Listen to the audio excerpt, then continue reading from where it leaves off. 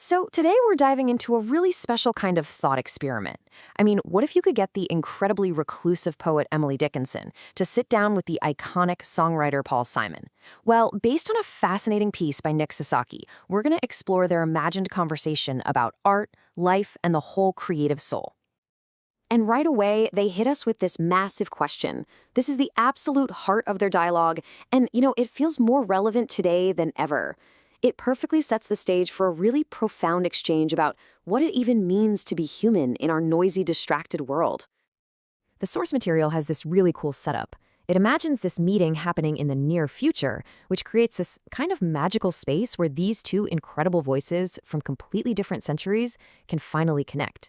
It's a clever way to get right to the core of being an artist, no matter what era you're from.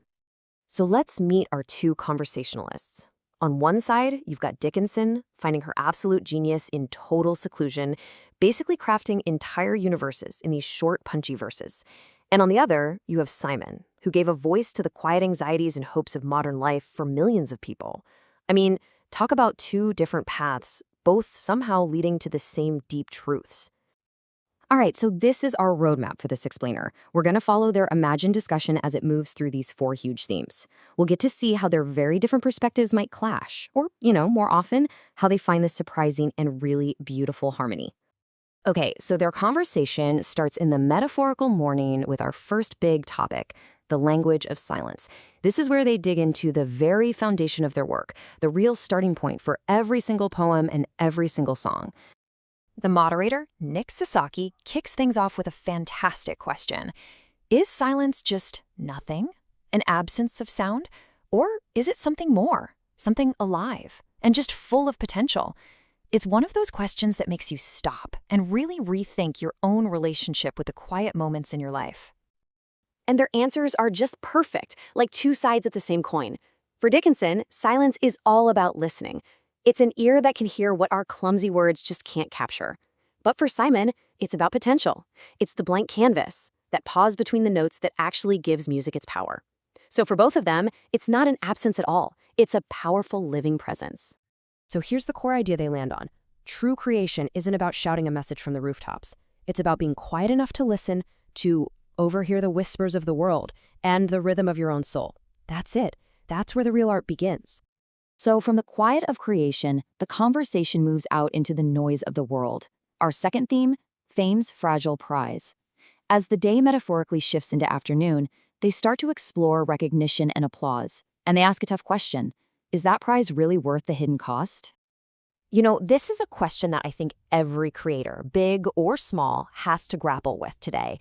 In our age of likes, followers, and just constant visibility, what happens to the honesty in your work when the whole world is watching and expecting something from you? And the metaphors they use for fame are just so powerful. Dickinson, who, remember, only became famous after she was gone, she sees it as a bee. It has a sweet song, sure, but also a sting, and in the end, it just flies away. But Simon, having lived his life in the global spotlight, feels it as a heavy cage where every success just builds the bars of expectation a little bit higher. And this right here is Simon's stark warning. He basically argues that your artistic impulse just dies the second it becomes about performing for a crowd, about pleasing people instead of expressing an honest reality from inside yourself. It's such a powerful reminder about where creativity actually comes from. So what's the takeaway for anyone creating stuff today? Well, their combined wisdom is basically an antidote to our modern obsession with metrics. It's like they're saying, hey, stop chasing the algorithm, chase honesty.